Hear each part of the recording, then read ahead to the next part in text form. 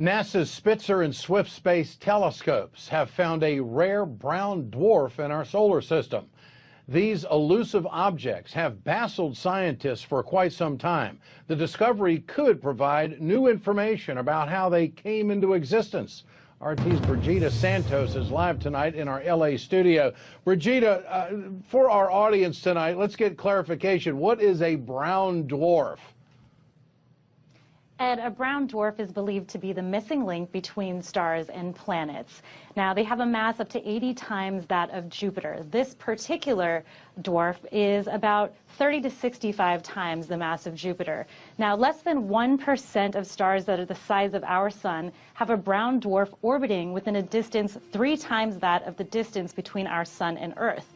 This dwarf is more special because they believe that it's actually closer than that in an area that they typically refer to as the brown dwarf desert. This means that that desert may not be as dry as they had initially thought that it was.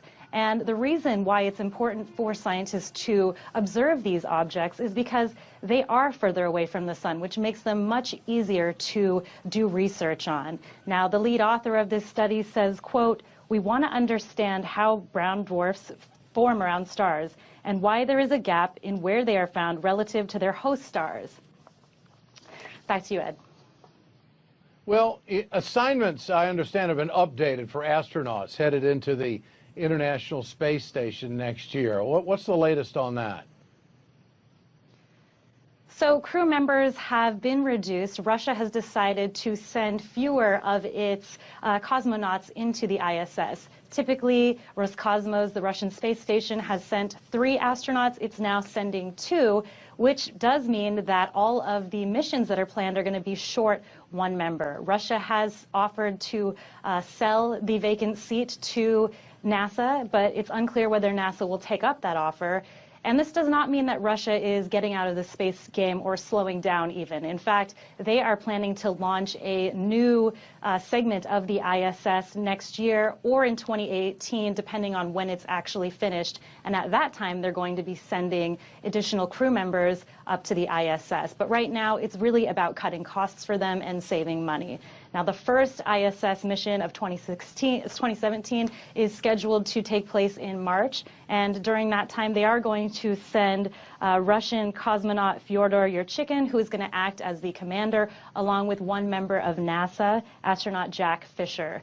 And from there, about 4 other ISS missions will take place between May and November of next year, Ed. All right, Brigida Santos reporting tonight from Los Angeles. Thanks, Brigida. Now, what I'm going to show you here is the approximate position of the Nibiru and its 7 planets coming in.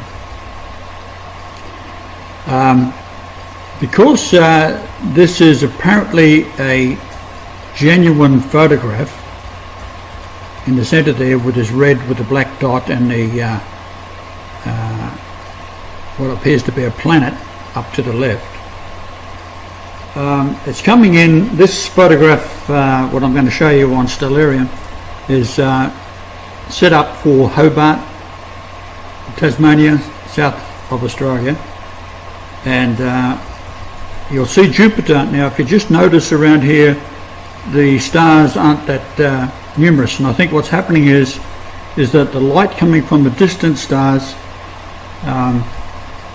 are being absorbed into the rear of the magnetic field because the light is being bent. I mean, light is bending in space all the time. In the old cathode ray tubes, which is the old television sets, that's how a television set works. You bend the light electrons coming at the screen.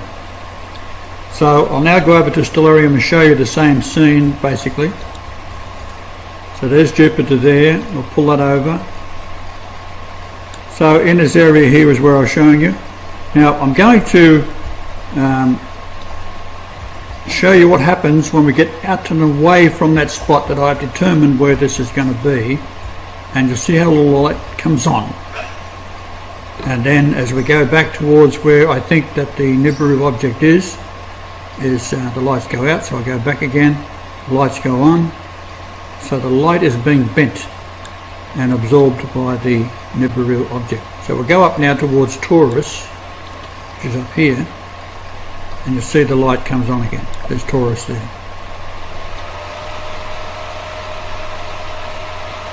The light's going off again.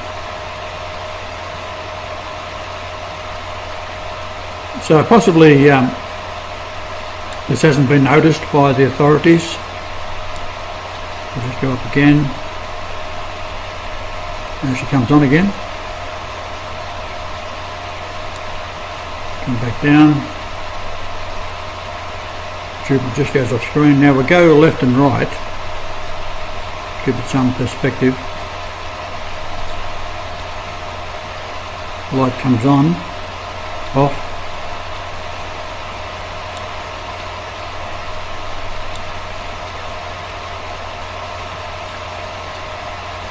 Light comes on again.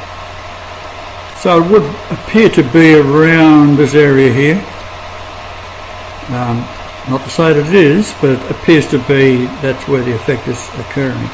Now, it could be behind Jupiter itself. It could be over this area here, but somewhere in this general vicinity. So that's just a little update on what I've been able to determine could be a possible indication where it is coming in from. And of course Castor and Pollux down here is the twins, first and second coming. So I'll talk to you later.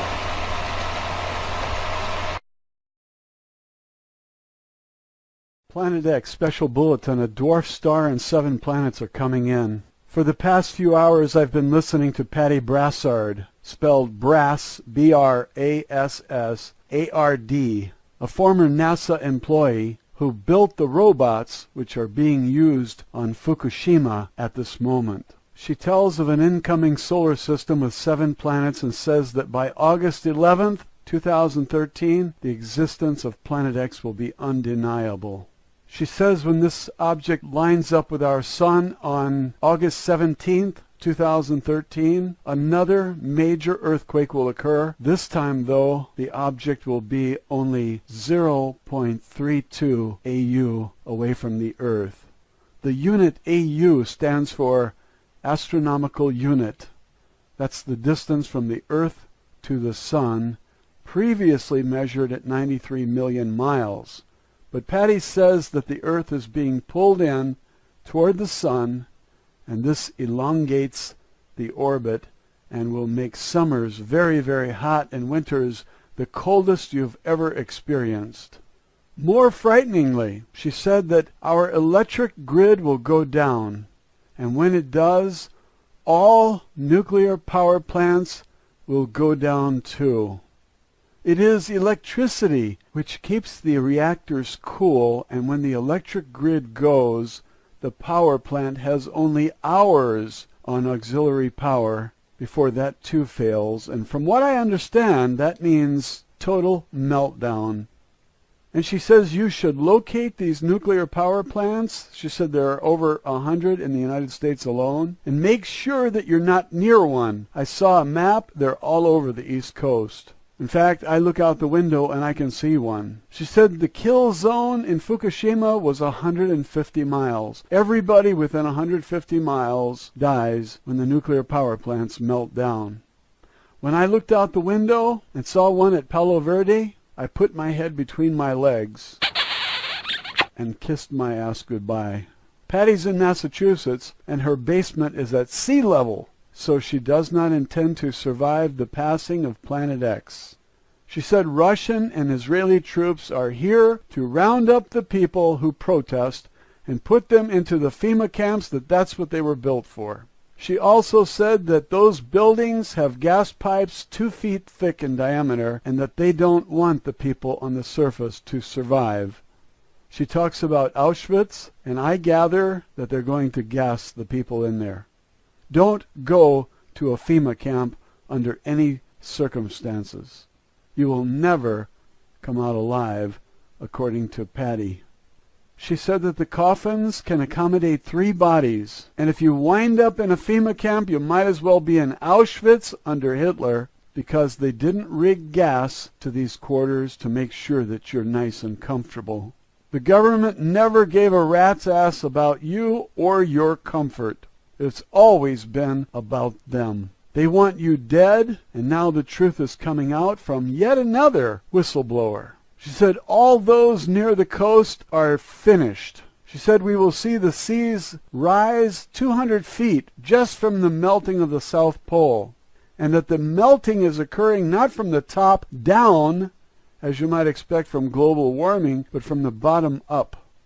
In addition to 200 feet rise in sea levels from the melting of the South Pole, she said that as this object gets closer, it will stop the rotation of the Earth. And as it slows down and the seas keep moving, she says because of the moon, that the moon controls the waters, and that water will continue to move at 1,000 miles per hour, and that anyone living near the coast is finished.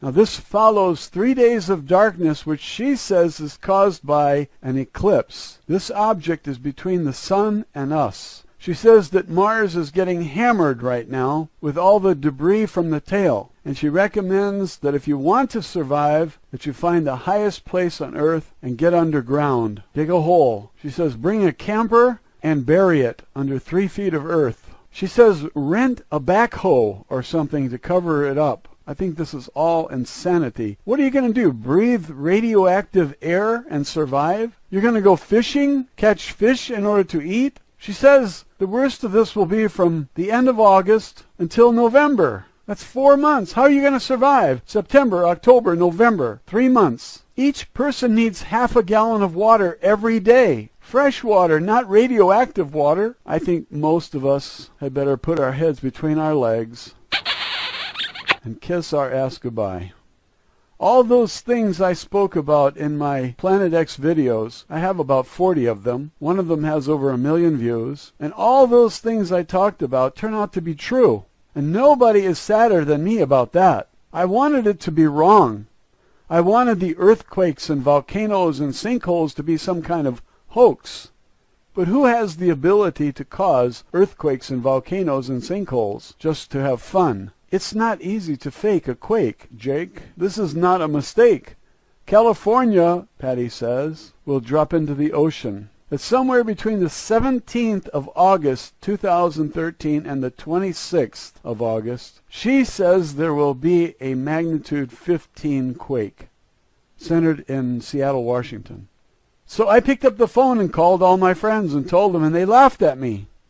Oh, that's crazy. Go back to sleep.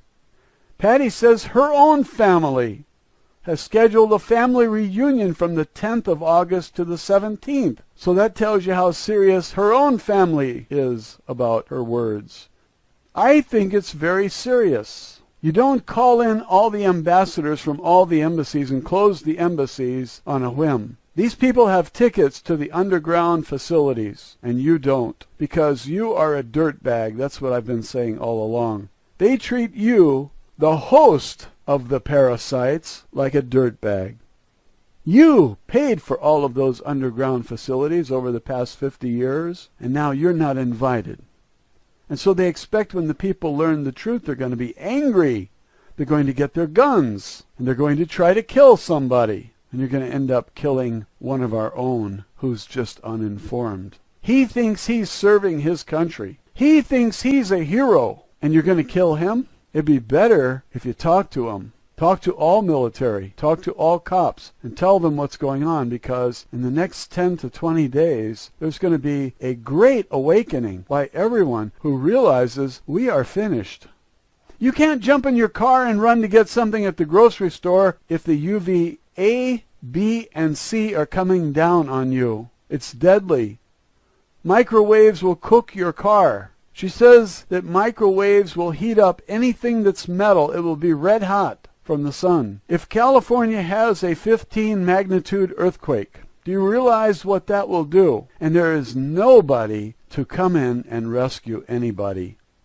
Remember when all those buildings and freeways fell on people in past earthquakes? Those were 6s and 7s. This is a 15. And every number you go up, it's 10 times more powerful. That means a 15 is a billion times more powerful than a 6. A 6.0 compared to a 15 is 9 numbers up. That's 10 to the 9th power. That's a billion times more powerful. Nobody can survive a 15. Nobody. Not a billion times more powerful than the ones that brought down the Nimitz freeway and crushed cars as flat as a pancake. All that metal and steel crushed to a pancake with people inside them. I lived in California for about 30 years. I know the San Andreas Fault. I know where it goes in Los Angeles. I know where it goes in San Francisco. But once you get into Oregon and Washington, I don't know much about the San Andreas Fault. I understand that it goes all the way to Alaska. Now, if these plates fracture and California sinks because of lack of support, the pulling away from that plate, the Pacific plate, the tsunami that will come into Los Angeles could be very high. But Patty says we're going to lose much of California. And she says that Tagish Lake, Alaska, will be the new South Pole, that the pole shift has already begun.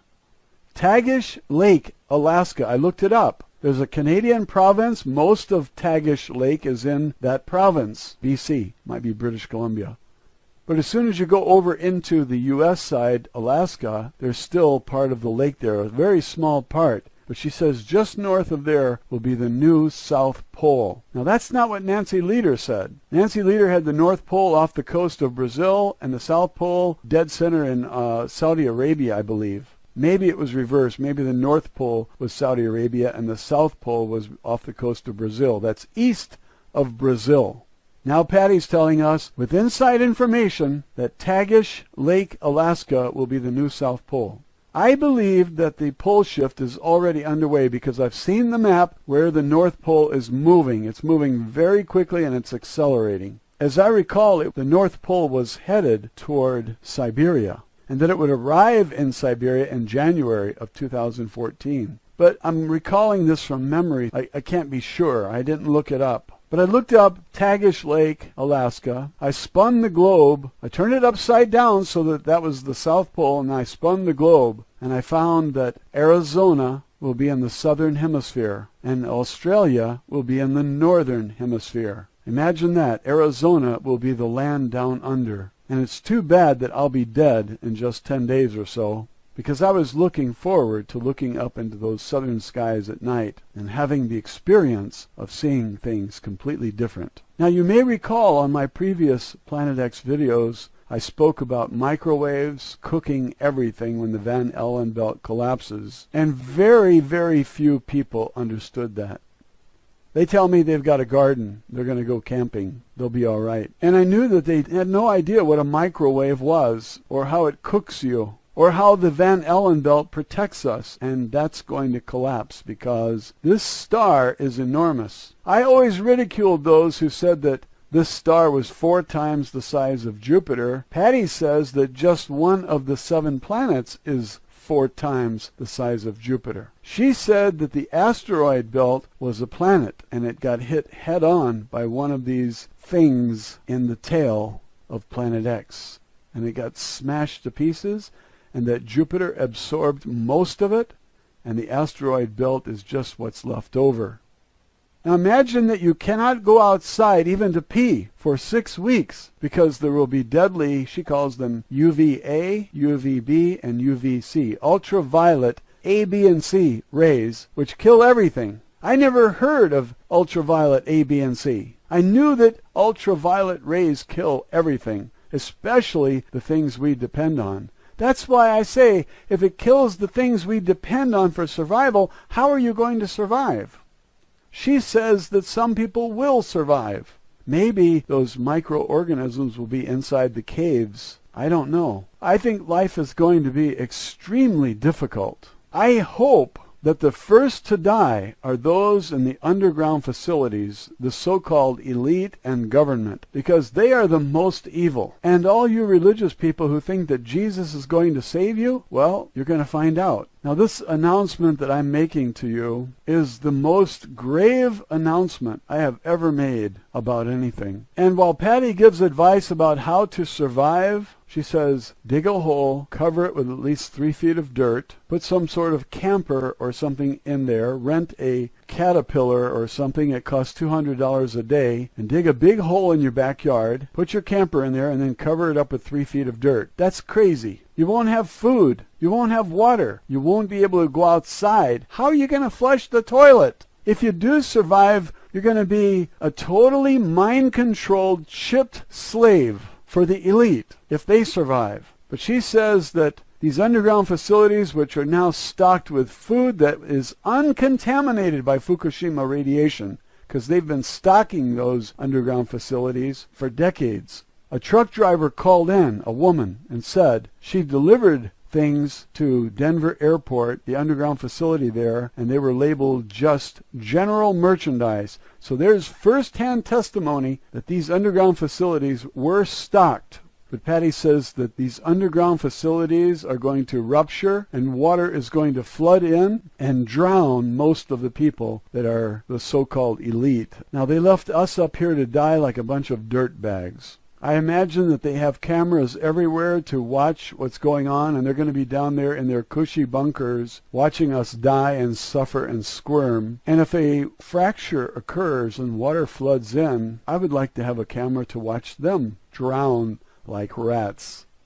If that water is from the Pacific Ocean, maybe it will be full of radiation, and maybe it will contaminate all of their fresh food down there. Maybe the air that comes in will be full of radiation, because all over America, tests are showing that our air is just full of radiation. And maybe this is why the psychic, the French psychic, could not see past 2012. Maybe that's why all those who did time travel said that there was a barrier after 2012. When pressed, the French psychic said, 2 possible reasons: we have a war with aliens, or I'm dead, and that's why I can't see beyond 2012. Well, you've got strontium in the air, which causes bone cancer, and plutonium, which affects all the organs and tissues. And thousands are already dying from the radiation from Fukushima. Remember that Fukushima is about 10 times worse than Chernobyl. Chernobyl was 180 tons of radioactive material, and Fukushima was 1,760 tons. So that's almost 10 times as much. Fukushima is 9 or 10 times as bad as Chernobyl. I've got some shrimp and salmon in the freezer, and I think I'm going to go cook it while the electricity is still on. I already ate all the butter pecan ice cream, and if you have any ice cream that you can't eat, call me. I'll be over there faster than you can say, those dirty bastards in government saved themselves and left us out here to die. How long does it take to say that? How do you like this? The U.S. military is guarding the DUMBs so that you can't get in. They will shoot to kill. They will kill Americans to prevent them from getting into the underground facilities. Well, I don't want to breathe the same air those people breathe. I might wind up like them. So no thanks. I'm not interested in going into a DUMB. These military have already been tested to see if they are loyal to the head Nazi, and they proved that they will follow orders. They will kill anyone they are told to kill. And they think they're heroes. Their reality is not the same as your reality. They live in an illusionary world. I would consider it mental illness, because they don't know reality. Soon all the banks will be closed, and you won't be able to get any money out. And I have been advocating that you get your money out of the bank anyway, and what I have seen on this video with Patty is that the money you hold will only be worth something for a little while longer. And soon, nobody will be interested in your money. They're not going to trade real food for fake money. We have been expecting a currency collapse anyway. I just had no idea that it would turn out like this. If you have a house that's made of cement block and a roof that's not made of wood, that's valuable. And there isn't any amount of money that I would trade for such a house. Now the value system changes. If you've got a Caterpillar, a bulldozer, a backhoe, this is extremely valuable. This is worth millions of dollars, even if you paid $6,000 for it, because this is the difference between life and death. Perhaps. I don't know what you call life. after something like this? You come out of your nest and breathe radioactive material that will be in the air for thousands of years? You call that life? Look up Patty Brassard, Brassard, on YouTube. Watch the videos, the interviews. There's one with Veritas Radio out of Tucson, and that interviewer is very smart. The sound quality is pretty good. There's another one where they talk about the kill shot, and they put the date August 5th, 2013. The sound quality is very poor. Very, very poor. It's difficult to hear the announcer. It's difficult to hear his guest. There was no attention whatsoever given to this video on quality, and if you're able to get anything out of it, that's great. There's a lot of blank space, so it means the audio was not edited, and because of these reasons, it's not a very good quality video. But it's the best you have at this time. You might wonder what is going to happen to Patty. Well, she said she's old, and she's already lived far longer than she expected to. She's falling apart because she carried an M16 across her chest, and the bullets were either depleted uranium or enriched uranium. Can you imagine the U.S. government having soldiers carry radioactive material so close to the chest? This is disgusting, disgusting. And this story should spread to all military so they know how the government really thinks of them. Listen to Patty's testimony. She was in Iraq. She was in communications. These lives meant nothing to the Nazis. Nothing. They were pawns, and the military should understand that. I didn't know that they were using enriched uranium. I knew they were using depleted uranium, but I thought it was only for shells. She said when they are trying to penetrate the ground, they use enriched uranium. These are war crimes. That's who your government is. They're war criminals. They're false flag inside job terrorists. And Patty says the last 4 major terrorist attacks were all inside jobs. And it was done in order to take the guns because they can't pay the Chinese in gold, and so they offered them coastal properties. The Chinese wanted coastal properties, but they said, you disarm the people first. That's what Patty said. That shows you she has a lot of inside information. Now remember, August to November, about 4 months, will be the roughest part of the passing of Planet X. She said if you want to save yourself, it's already too late. She produced some very believable images to support her claims, and she claims to be able to access computers at NASA and EPA and other government agencies. And she revealed that NASA is not a government agency, it's a private corporation. She said it's no more government than the Federal Reserve is. There's one more thing I would like to tell you. She said that 6 astronomers or scientists, these are top astronomers and scientists, had decided that they were going to talk and tell the people, and all 6 of them were killed recently. I haven't heard of it. I don't know who the scientists are, but I think that Patty might be murdered soon also. I would not be surprised. In fact, I am also looking for a bullet, but I'm old and it doesn't matter if they kill me. I don't want to die of thirst. I don't want to die frying under a microwave sky or dying under UV light, ultraviolet light. This is not for me. I'm going to continue my effort to inform and let the chips fall where they may. You all have a right to know what's coming, and your Nazi government will not tell you anything because they want you dead.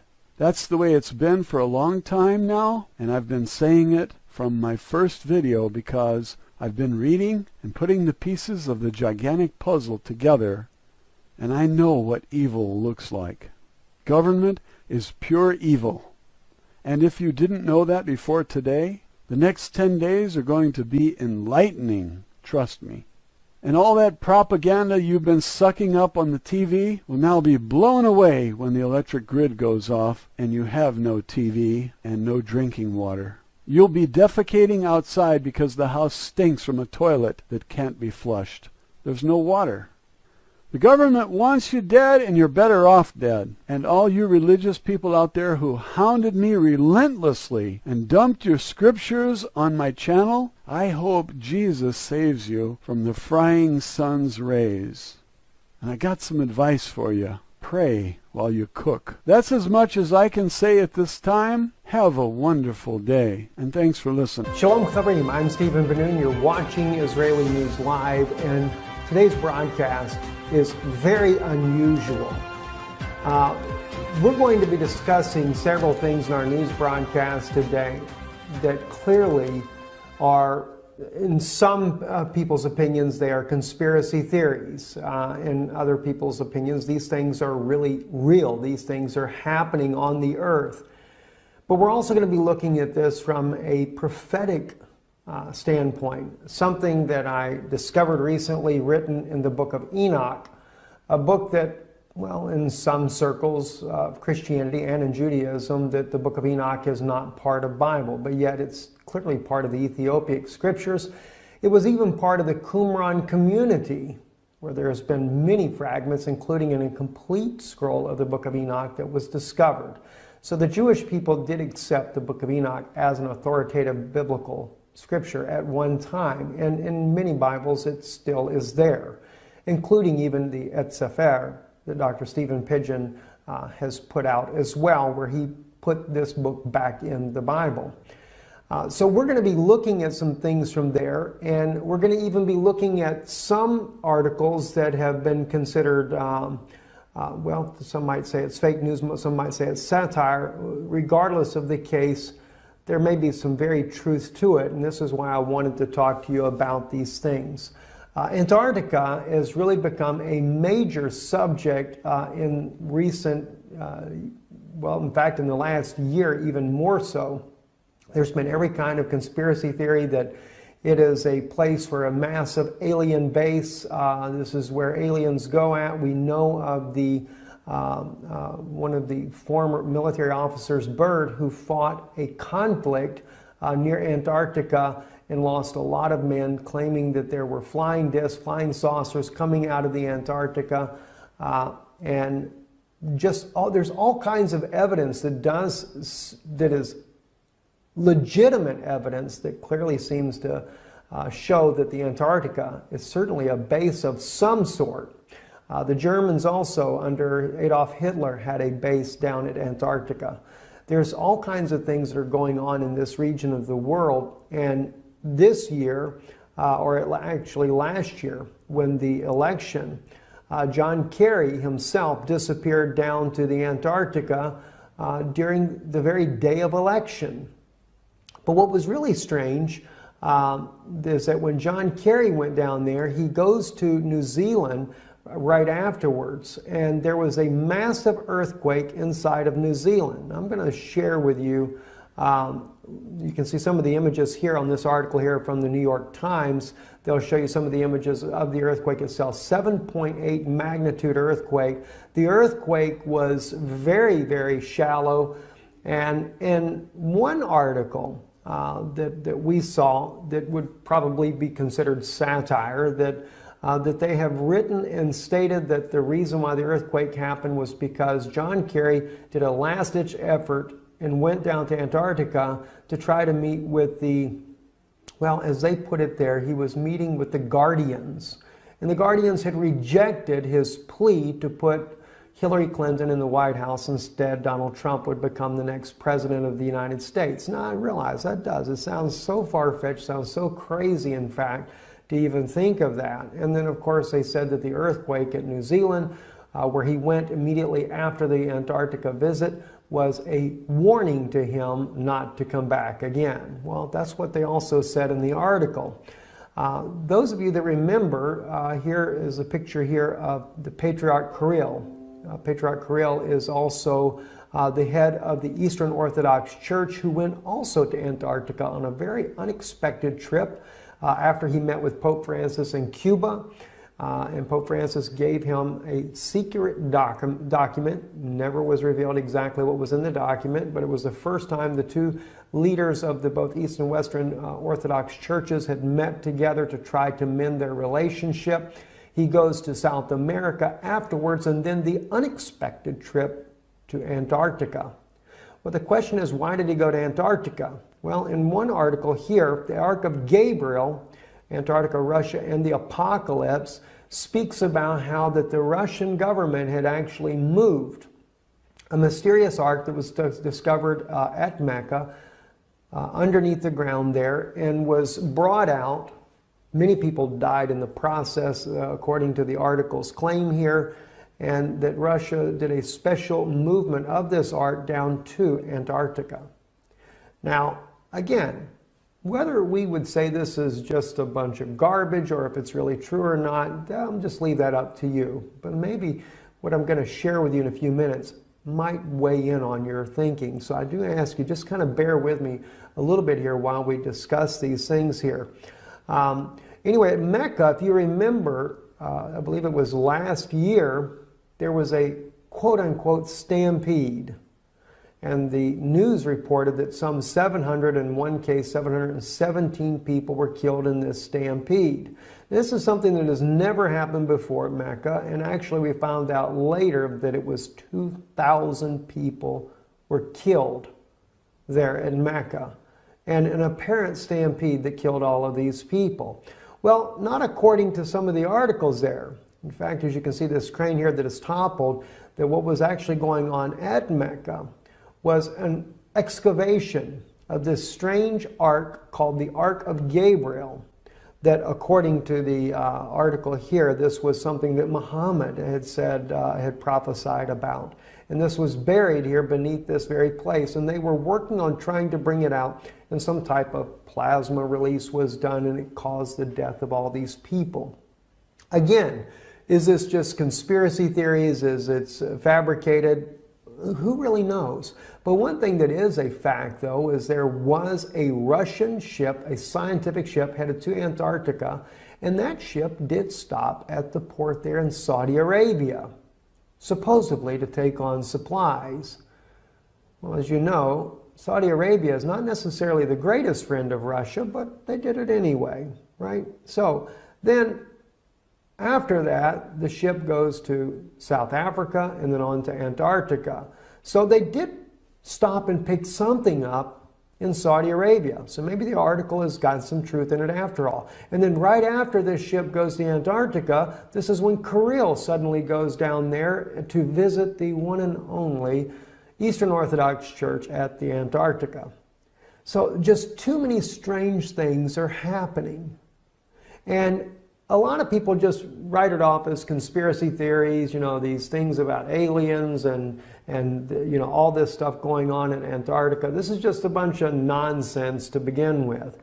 Well, you know, I always I looked at these things and I think, wow, that's pretty interesting. I will tell you though, this article here that you're seeing now in English, this article did appear in the mainstream Russian media as well.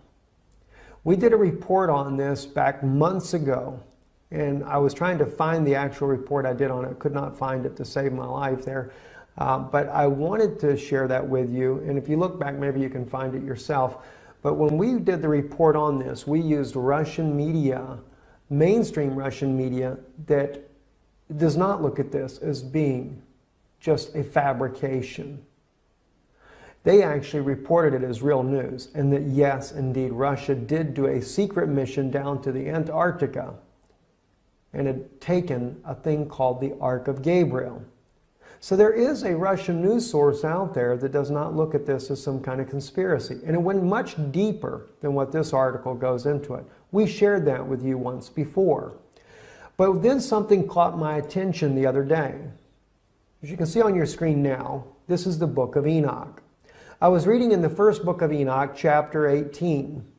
And this is where the angel Uriel is taking Enoch and showing him some very interesting things. And I want to share with you some of the words that I read here in Enoch, and then you'll see why it became very interesting to me.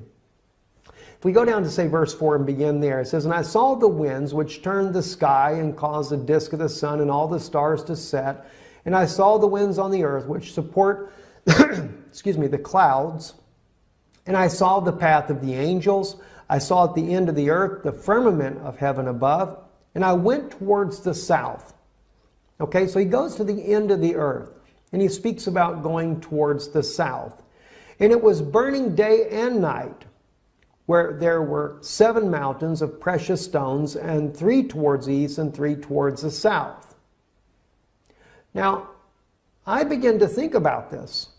He's talking about 7 mountains, but 3 go to the east and 3 go to the south. And he's talking about going towards the south. And I'm thinking to myself, okay, and he's talking about it being that it burns day and night. It was burning day and night. In other words, the sun is not setting. And I'm thinking to myself, well, the South Pole, that describes the South Pole like no other place on Earth. The sun just doesn't really ever set. It's always daylight. And so it really caught my attention. But then he mentioned about the 7 mountains. And of course he talks about the stones, etc. But then he says east and 3 go to the south. Well, that really got my attention. So I thought to myself, okay, is there a place down at the Antarctica that would kind of match this type of description? Well, oddly enough, there is. It's Mount Vincent.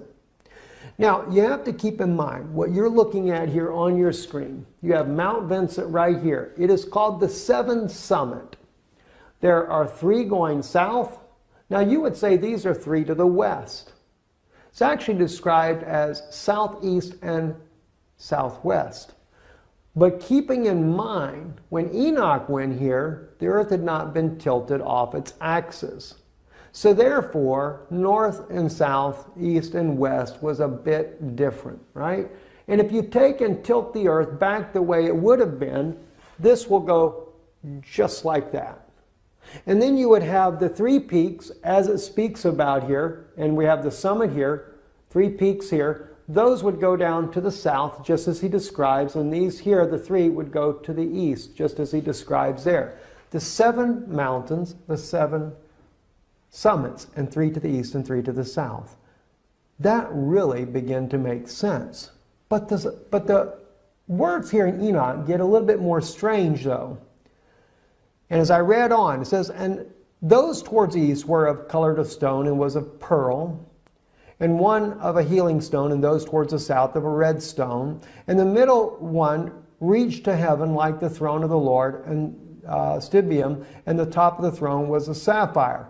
And I saw a burning fire, and what was in all the mountains. Now, keeping in mind, the middle one was the tall one. And of course, at Mount Vincent, that's exactly the way it is. Mount Vincent is the tallest mountain.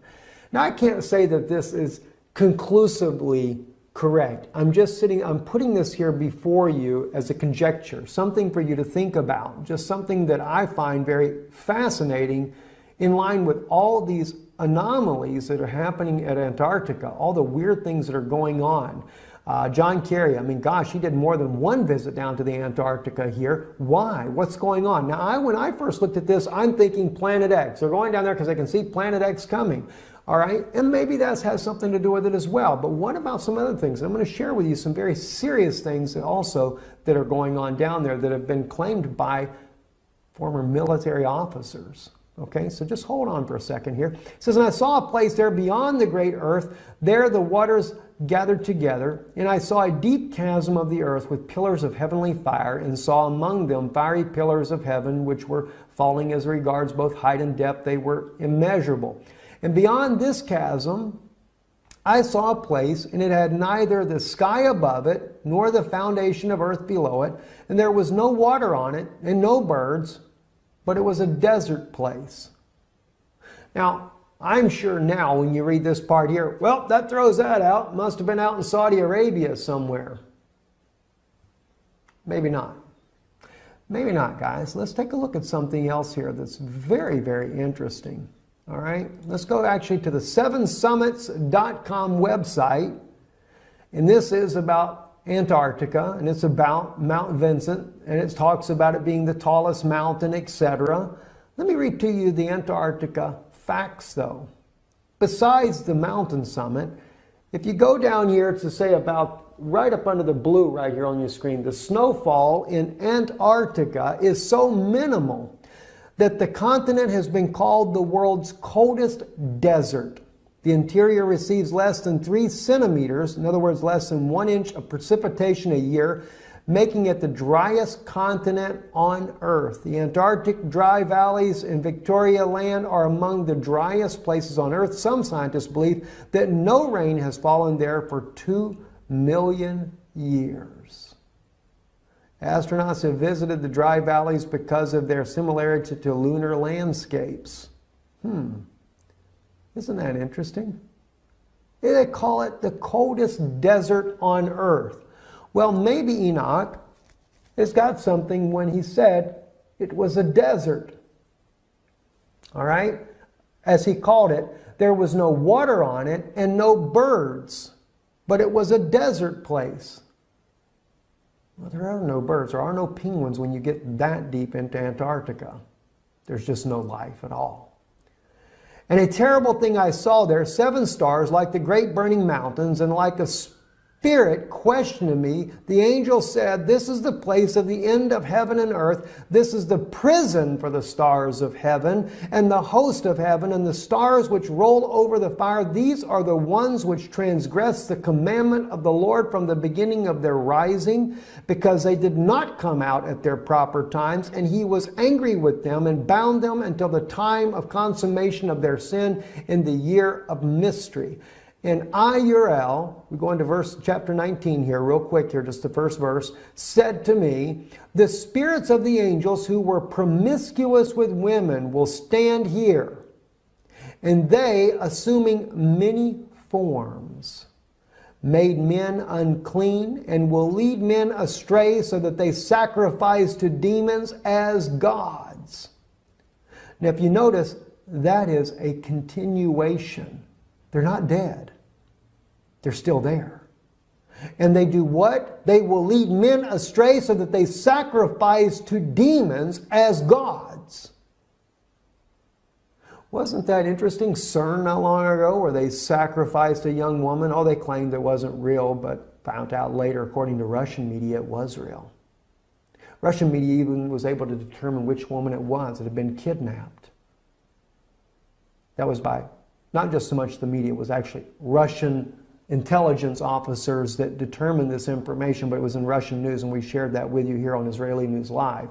So they sacrifice to demons as gods. They will stand there until the great day of judgment, on which they will be judged, so that an end will be made of them. But they still have very much access to men on this earth, and they are leading them astray, and they can they assuming many forms. That's pretty wild. I mean, I've never seen anything like this in my life. And the point is that I make here, when we look in chapter 18, it appears to be, and it could be completely somewhere else different on the earth. All right, I'm just saying this as a conjecture to you to consider this. But it appears to be that Antarctica is that region that he's speaking of. For one, it has to be a place that's burning day and night. That sun is where they can see day and night. It seems to really match up, and that's what's really, really fascinating, in my opinion, there. And again, just like the mountains, if you were to take into consideration the antediluvian destruction that tilted the earth off its axis and put the earth back right on its axis, and then look at the peaks here on the map in behind you here, then you would actually have, just as it describes there in Enoch, 3 to the south and 3 to the east. Three peaks on a 7-summit mountain range, and of course the middle one being the top. Hey guys, how's it going? Okay, I found something really cool I wanted to show you guys. Okay, this video right here is it's a really cool video. If you haven't seen it already, you should check it out. Planet X simulation leaked. Okay, this is a really interesting video. This date right here is not correct. I'm going to show you why in a second. But everything else is very interesting. Okay, you guys, this is the coolest thing I think I've found so far. See how the planets are moving clockwise around the sun? Here's the sun here. This is Mercury. This is Venus right here. And this is Earth. This is Mars. And this down here is Jupiter. Jupiter has a long orbit. See how they're all moving, appearingly to move clockwise? That's how I know this is from a South Pole vantage point. That's how we know that. Because the planets move From a northern perspective, when you're looking down at the sun from a north, the planets move counterclockwise relative to a north vantage point. So because they're moving clockwise in this, we know that this simulation is from the South Pole vantage point. And here is what they're calling Nibiru, which is also known as Planet X. It's about to shoot by the sun right now in the simulation. Here it goes. Okay, there it goes. I just wanted you to see that part. Now I'm going to go back here, and I'm going to stop it at the flyby so that I can show you guys that the planets match up with December 2018. This is really, really cool because, hold on a second, let me get this right. Okay, here we go. Here is, okay, let me get this right. Okay, here is Mars up here. Here's Jupiter down here. There's Earth, Venus, and Mercury, and that's the sun. So Mercury is kind of below the sun. Earth, Venus, Mars, Jupiter. This is actually a couple days past the flyby, or it's right after the flyby, or right around the same time. All right, here's the 3D solar system simulator. This is Mars. This is Jupiter here. We have Earth, Venus, and Mercury right here. If we go forward a couple of days, then maybe it looks more. Mercury has a short orbit, so Mercury is right under the sun. But you can see right there that Saturn is not in the simulation, unfortunately, so we can't see where Saturn is. But this matches December 18th. There's Mars, Jupiter, Earth, Venus, and Mercury right under the sun. Mars, Jupiter, Earth, Venus, and Mercury right under the sun. As I said, Saturn is not in the simulation. This is December 2018. Okay, go to my channel and look on my playlist. I have a playlist called Daniel's Timeline. This is in the book of Daniel. He gives an exact timeline. He says an angel came to him and gave him the exact number of years for the return. I'm super sorry about the noise. I can't do anything about it. Okay, in Daniel 9:27, go check it out. It says from the going forth of the commandment to restore Jerusalem until the Messiah is 70 years. Jerusalem was restored to Israel in 1948. The going forth of the commandment was in November 1947, but the going forth when all the Israelites moved back to Jerusalem was in 1948. 70 years from 1948 is 2018. This is it right here. This is it. Of course, I don't know if this video is real or not. I mean, I don't know if somebody faked it, but if someone faked it, they did a really good job. The other thing I wanted to point out is that if I hadn't already said this, I'm not sure, is that they have Nibiru coming from the March location of the sky, which is where we have been noticing the axis shifts of the Earth. So this is from the South Pole. So this is December, and this is March right here.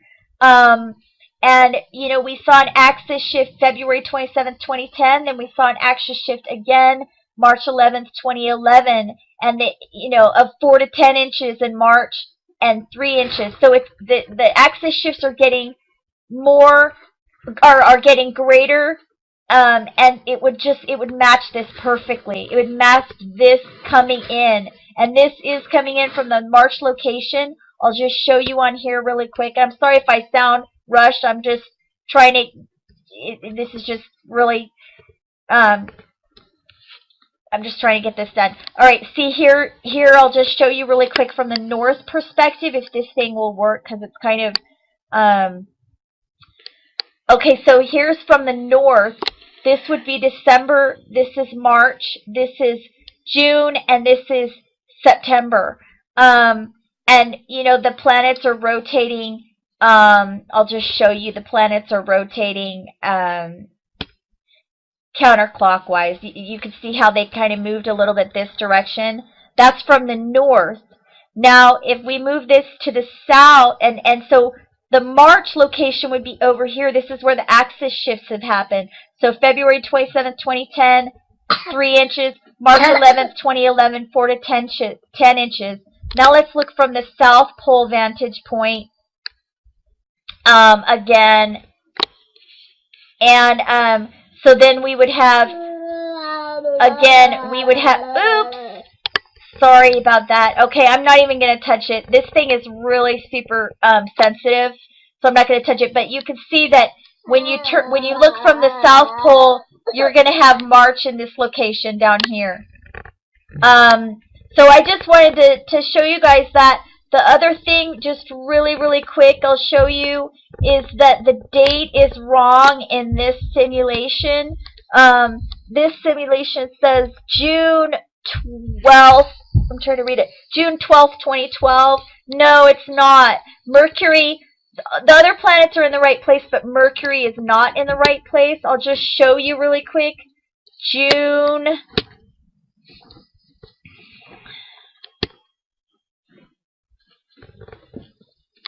2012. I'm really excited that I found this because I thought this simulation looked kind of real, but I didn't, I just hadn't been able to put enough time into it. But now that I see this, this is really amazing. This is really cool find. I mean, obviously I don't know if it's true, but as you can see, this is June 7th, 2012. I think that was the date, right? June, oh, sorry, that says June 12th, 2012. Okay, hold on. Let's go back. June 12th. It's kind of the same difference. But you can see that Mercury is just completely in the wrong position. It's way up here. I mean, Mars and Jupiter and Earth and Venus are right, but Mercury is way up here. And you can see in the simulation that Mercury is down here. You got Earth, Venus, and Mercury down here. Mars and Jupiter. So, although the other planets are right, this is not the correct date. This is actually December of 2018. I'll just go back to that really quick so you can see it. It's actually December of 2018. We know that because the planets match, and also the orbit that they have for Nibiru shows Nibiru coming from the March location of the sky, or in other words, the 9 o'clock location of the sky. So this is it, December 2018. And, you know, it seems to me that, you know, we've already started having these axis shifts. We might have these axis shifts every year until 2018. Because this simulation doesn't show the acceleration as this thing accelerates as it goes by the sun, and it doesn't show the acceleration until that final year of 2018. So go back and look at this video. I'll try to link it for you guys, but this is really cool, and I mean, it just matches everything. It matches the axis shifts that we've been having. It matches the book of Daniel, and it just, wow. The only thing it's not right is this date up here. So I just want to share that with you guys. Hope that you had a good weekend. Okay, peace out. Bye.